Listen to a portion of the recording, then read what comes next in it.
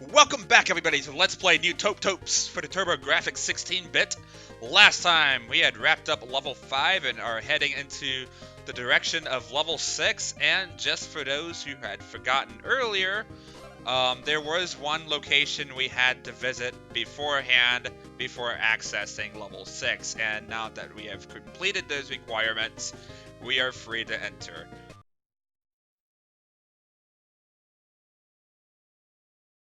So, yeah, this is what I had mentioned earlier to be when the peak of bullshit starts to roll its unpleasant head within our game. So, yeah, remember those whiz robes I had mentioned earlier and how much I hate them so? Well, guess what? You're going to be finding them in full force here. And, as early as the second room of the dungeon. Luckily, level 5 wasn't so bad because there was only one Riz Robe to fight, and, like, you know, it gave us time to, like, kind of, you know, get acclimated to its pattern. It's not a very good pattern, but, like, it's time to get acclimated to it, at least in some capacity. But now, you'll be finding them in full force, more so than usual, and, you already know my opinion of said enemy. I prefer if we didn't fight them as much as we do here. So, yeah. Anywho, level 6. It's looking to be a bit on the complicated end. We have a lot of different paths to tread. And, some optional chests are abound as well. So, we're gonna check those out. I wouldn't mind doing so because I could use some extra boom bombs, accounting for the fact that we did happen to burn those up back in the previous overworld we were just in, or just in general, really. Ah, God. Get over here.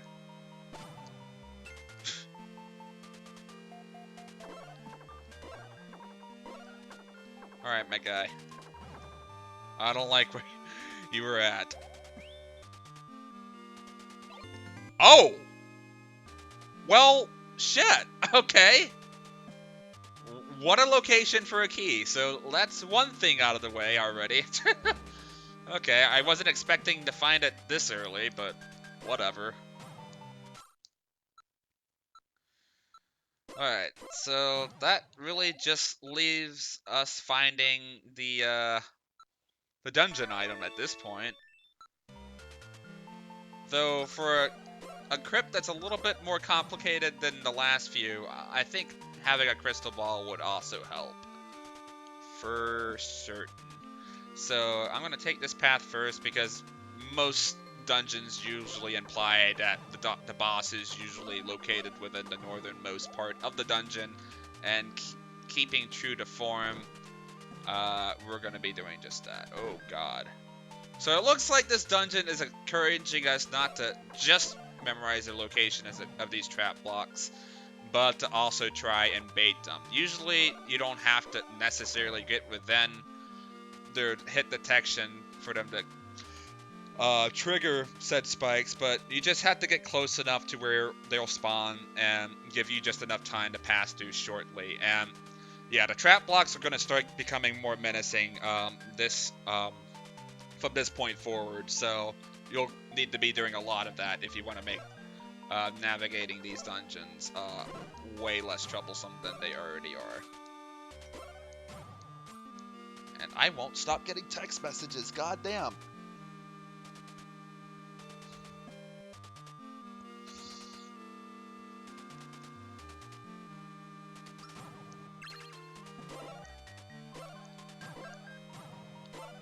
Alright, buddy. Get over here. Oh, Jesus. Okay, so that is the boss door. Not quite ready to journey off into that just yet. Or actually, wow. You can kind of see it. Just a little bit. But you can definitely see the trap blocks to some degree. Okay, so I wasn't entirely wrong.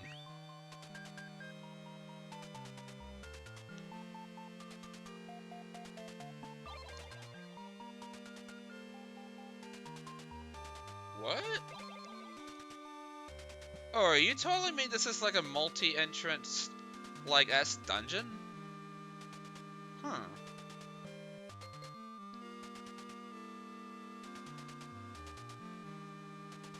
Is that what he's implying?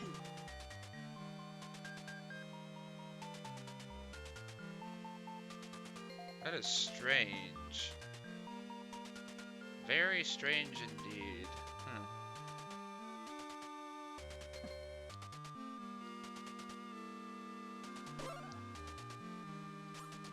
Oh god.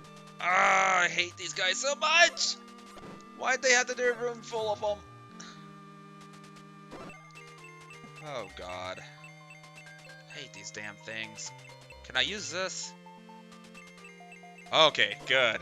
Good. Good. I figured I'd find a use for it sooner or later. I'm just hoping I can actually find another potion or something before long. Oh, wait, no. That wasn't the boss door at all. What the hell? Okay. Okay. Oh! I want that. I actually want that for one. Oh, are you fucking kidding me? The crystal ball. Awesome. So... Oh, wow.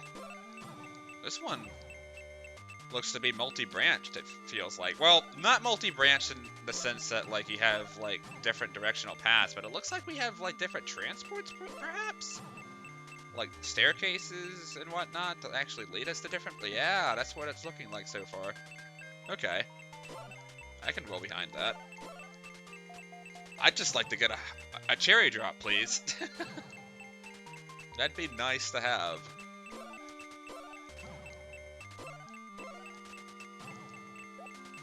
You know what? I guess it technically won't hurt if I planted a bomb here?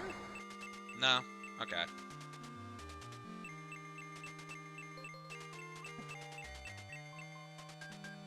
Okay, so what? Okay. Nothing too threatening. Just gotta be mindful of our distance between these guys. Of course you drop a boom bomb. Man, I never realized until now just how quickly, like, the item drops actually disappear if you don't grab them. That's kind of unfortunate. Oof.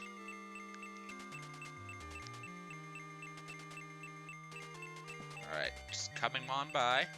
Don't mind me. Alright, these enemies aren't too difficult. I just gotta be mindful of my positioning. Once again.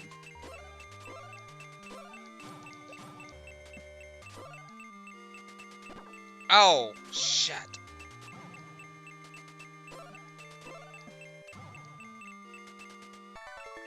I'm probably gonna have to put in a potion here soon. Okay.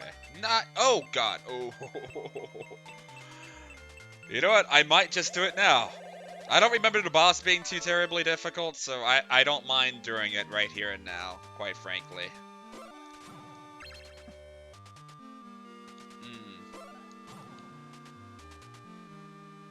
I'm just gonna skip past these guys for now, because it's not like I need a potion. Oh. What's up with this? Why is this room so elaborate in how it's laid out? Like, you figured there'd be a boss door behind that, but then you look at the dungeon map and there's technically no room for there to be a boss room just north of us, so... Huh. That's not consistent. I don't like it when things aren't consistent. Ugh!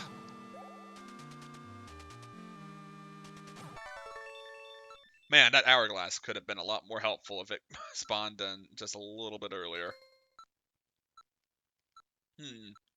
I wonder, though. No, okay. I just had to try. Okay, now, I know for a fact it's a little bit obvious at this point that there's something down there. And I'm gonna get to the bottom of this, literally. Oh, God, of course these guys had to be here. Fuck. Okay, woo! God bless the ring, man. This is, like, I'm not usually too annoyed by the enemy assortment in this game overall, but that is definitely the one instance of where I will say, fuck everything, I am going to use it. Because I'm not usually the kind of guy who uses, like, nuke items too frequently in Zelda-esque games. Because, you know, in most Zelda games, like, I have a good enough grasp on the enemy patterns to not have to worry about it too much, I'd say. Ooh. There's gotta be something down there. I just feel it in me bones. No? Okay.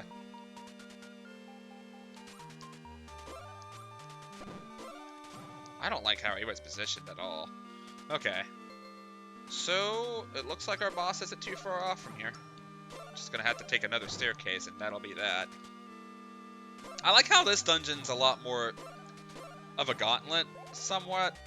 I mean, granted, that's more of a shitty excuse of them to abuse the Wizrobes to a much bit further extent than what was used beforehand. But, like, I like how even with, like, the assortment of rooms it has to work with, like, you can still kind of put off, like, an entirely different thematic theme based off of how the dungeon is layered and structured. So it's, like, really linear, but at every off-beaten path, every now and then, you definitely need to be on the lookout for hidden rooms, or you're not going to find what you need. That's probably why they put the big key at the beginning, now that I think about it, because it was never really about finding the big key. It was getting to the boss door in the first place. And the long track required to get there. And I normally would complain about that, mind you, but, like, oh, fuck. Of course they had to put these guys here. God damn it. So I noticed that there's a small window where if you can kind of trick them into throwing their projectile, and you can run in. And I never noticed that until, like, I had the Falcon shoes. That gives me just enough time to weave around that projectile and hit them. And that, again, that's another good instance of why you need these kind of shoes, because it makes doing things like that much more possible. So this is the boss, and all he really does is that he detaches his heads, and he sends them after you. No projectiles to worry about here whatsoever. It's pretty simple through and through. You just have to not let his body congest you into a corner like this. Still does a lot of damage, even with the best armor in the game. Holy crap.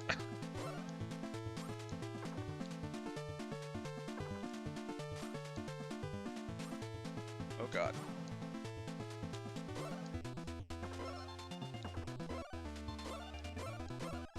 Okay, I got you now.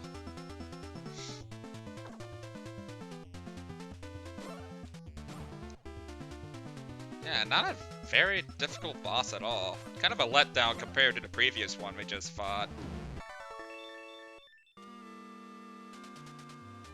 I don't know, there's just something about, like, simple bosses, but with, like, layered strategies underneath it all that I really like. That wasn't one of them. Alright, and with that, that clears up the water sphere. And we're headed off to the last sphere. It feels like just a few days ago that I just started this Let's Play. Oh wait, I didn't.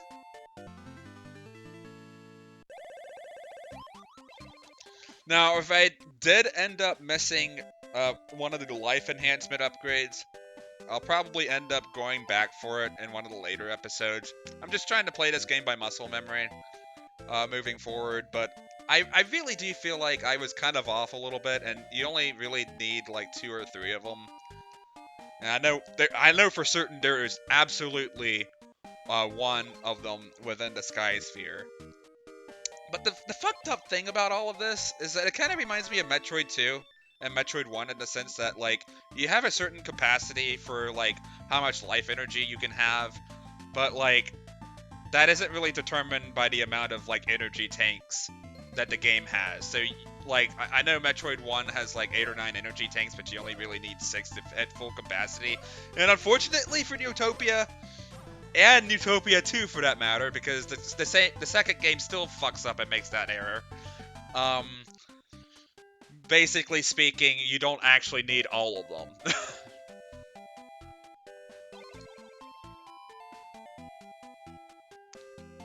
Well done.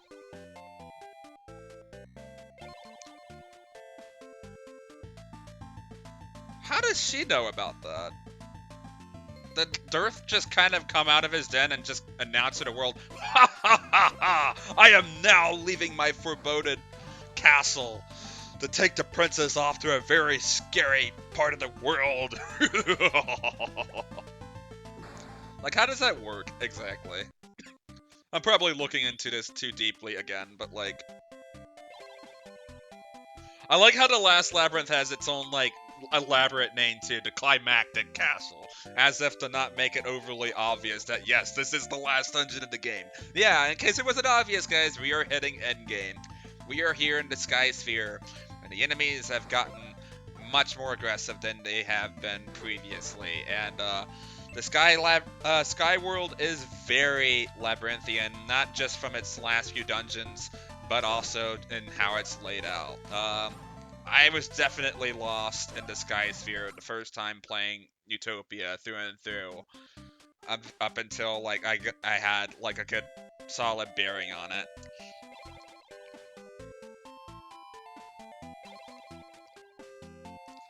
And of course, it being the last overworld, we'll also be getting some of the strongest equipment.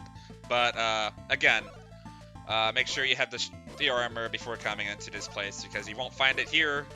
You'll find it in the water sphere, actually. So thankfully, we have the strongest armor on hand. Now we just need to go and grab the sword and the shield. But the way they have the sword hidden makes absolutely no fucking sense to me whatsoever.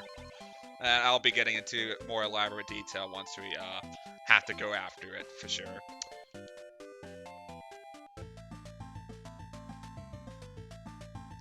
I love the music for this place, for sure. Again, it's not my favorite track in the game. We haven't quite hit that point just yet. But it's definitely very indicative of the fact that we are hitting endgame. And the enemies are a telltale sign of that, for certain.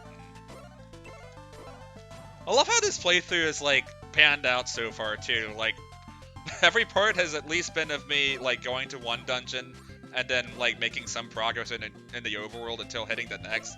It's not like I've even planned a playthrough that way, too. It just happens to be how the time frame has allowed for me to do such a thing, and it's very weirdly elaborate, I know. But I promise you, that is not my intention. To any utmost degree. Oh well, these bombs aren't too expensive even for endgame. I don't mind spending a few bits of gold considering that we are technically hitting the end of the game, so, man. But it really does go to show what can happen if you don't have a whole lot of things to spend money on. You just kind of hoard it to the point of where, like, it just kind of, like, accumulates, and you just have all the money in the world to do whatever you want. But again, I guess it also kind of helps that, like,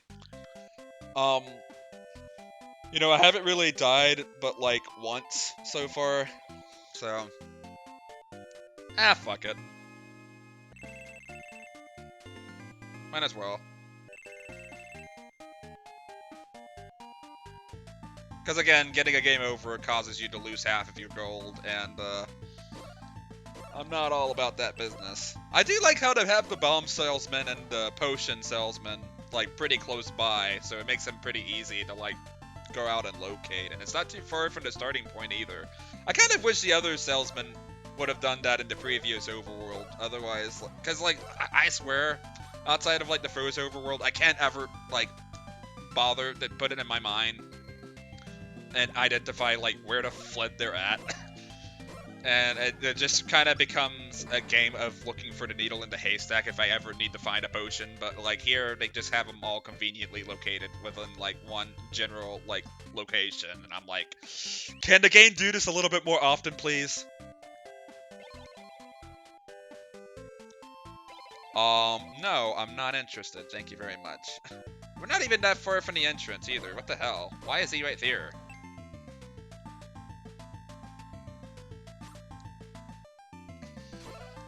So there's not really much to find in this overworld. I do know that there's a life upgrade somewhere. I just don't remember where exactly.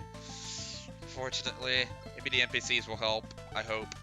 And then we have another equipment upgrade that we won't be going after in this video, and we really can't, actually, until we get a prerequisite item.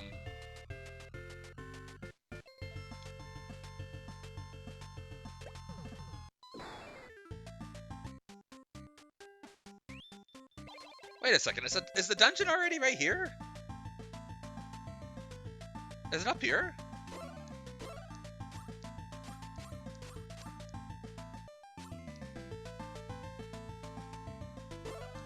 Oh my god, I'm gonna cut myself if it ends up being right here. Oh my lord. And yes, the flame wad can burn those pillars. It doesn't make much sense, I know. Oh wow, it does. Shield's a little bit inconsistent in how it deals with those projectiles. I love that these guys get increasingly more excited, like, the further you get into the game in terms of, like, how they want to help you out. I find that kind of cool, actually, because it really shows that these people went from having very little hope to, like, kind of believing in Jazetta and knowing that he's going to save the day. And I don't know, there's something about that I really like. I like when the game shows a gradual sense of progression, and it's world building, and it's little details like that yeah, they're kind of minute, but for its time, I like it. I like it a lot. Especially when you consider that this kind of game came out before A Link to the Past and had such elaborate details and events that, you know, happened in that kind of sequence, you know.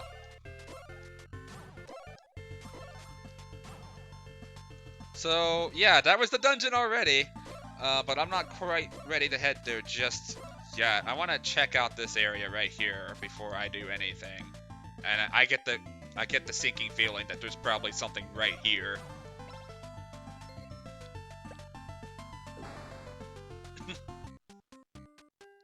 Well, there's another potion salesman. I didn't quite need that.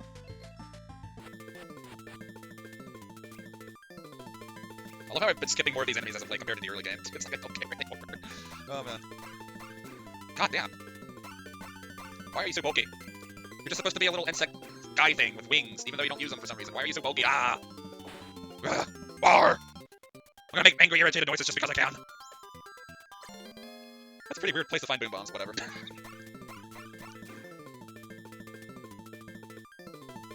Okay, yeah, this is looking like the path to level 8 so far. So I see how this is set up. Like, you take part of the way to make it to level 7, and then you just keep going until you reach level 8. I see how it's building up.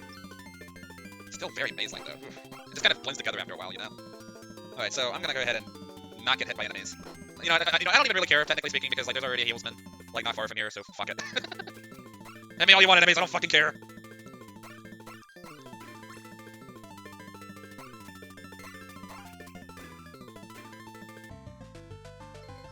Alright, yeah. I did a lot of that for nothing. Whatever. Anywho, let's go ahead and save up. Yes, I would. And with that being said, next time on Let's Play Neutopia, we're gonna head to level 7, so see you guys then.